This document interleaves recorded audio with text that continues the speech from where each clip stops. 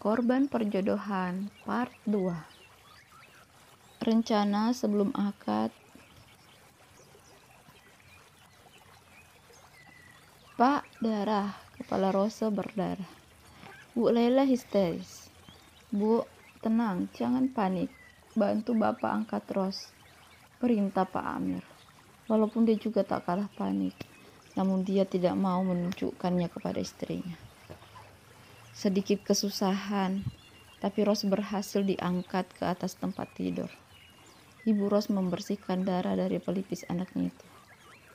Tak lama kemudian, Pak Amir datang bersama seorang dokter. "Anaknya kenapa?"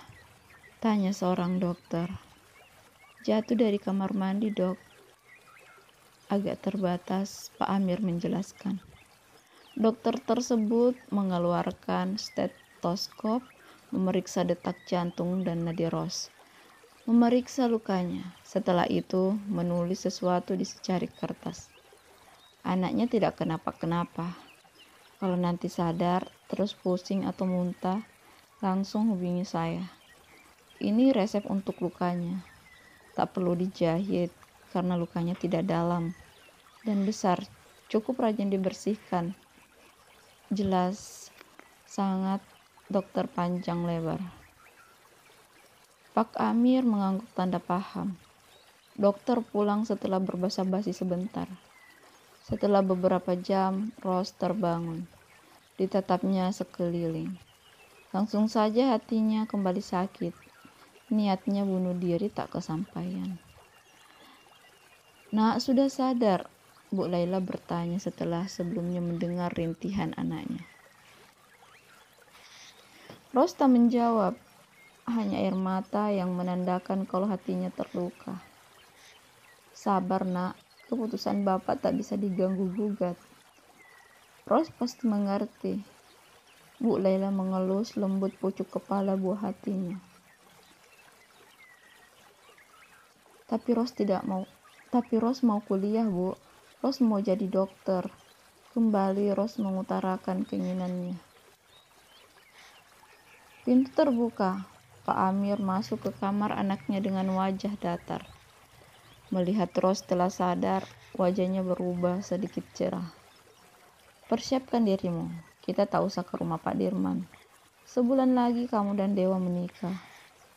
Bapak sudah mengiyakan kemauan mereka."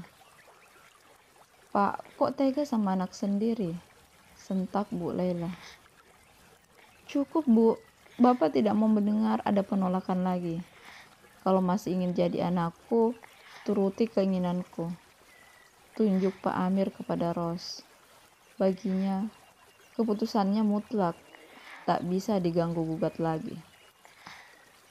Setelah berkata seperti itu, Pak Amir keluar meninggalkan anak dan ibu yang saling berpelukan.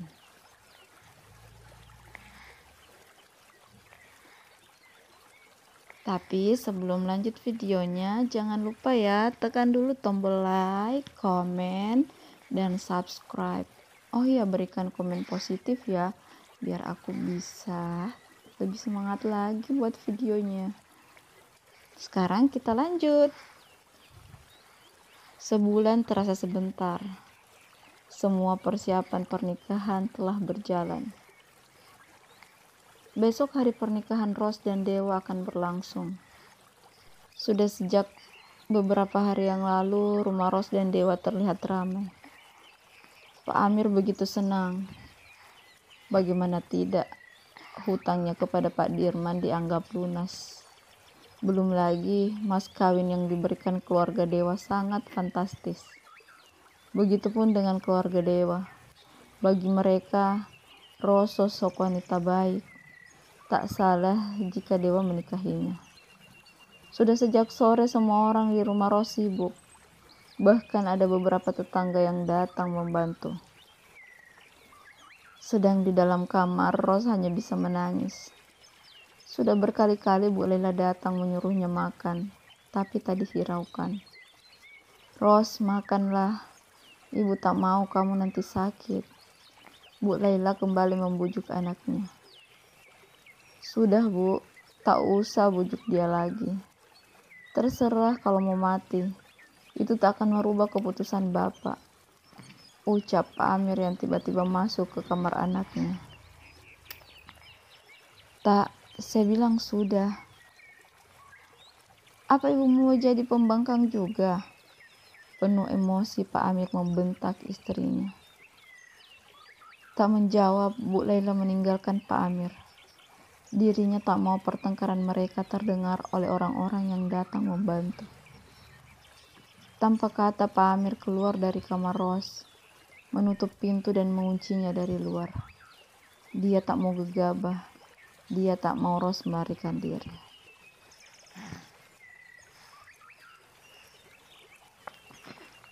Azan subuh telah berkumandang. Baru saja Ros terpejam, kamarnya telah dibuka.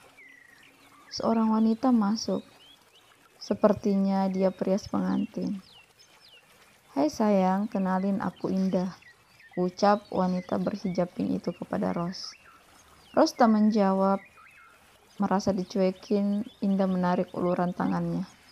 Sudah sering dia mendapat calon pengantin yang tak ramah. Biasanya mereka orang yang terpaksa menikah. Selesai mandi, Ros mulai dirias. "Santai saja, jangan jutek gitu. Nanti hasil make upnya jelek," Indah berucap sambil tangannya mulai menyatukan foundation ke muka Ros. "Aku sudah sering lihat yang kayak kamu, jadi lebih baik santai," kembali Indah berucap dengan sinis. "Bukan urusanmu, dan selesaikan saja pekerjaanmu secepatnya," ucapan Ros dingin. "Sebenarnya aku punya cara untuk mengerjai suamimu nanti. Tapi karena kamu bersikap tidak sopan, aku tak jadi memberitahumu." Indah tersenyum, sepertinya pancingan berhasil. Dia memang tak suka melihat orang menikah karena perjodohan. Baginya itu suatu kebodohan. "Katakan," pinta Ros. Dengan syarat, Indah menaik turunkan alisnya. Ros memutar bola mata, kemudian berkata, "Apapun itu." Indah tersenyum mendekatkan mulutnya ke telinga Ros. Ros mendengar dengan seksama. Seulas senyum terbit di bibirnya yang ranum. "Tunggu, kenapa kamu mau membantuku?" tanya Ros menyelidiki. "Hahaha, anggap saja orang yang kamu nikahi adalah mantan pacarku," Indah menjawab asal. Mendengar jawaban itu Ros terdiam. Baginya, apapun alasannya tak jadi masalah. Yang penting, sakit hatinya sedikit terobati. Hati Ros tak selalu rencana yang dibisikkan Indah mampu membuatnya sedikit terhibur. Ros menutup mata. Entah kenapa dia tiba-tiba merasa mengantuk. Apa karena dia tak tidur semalam?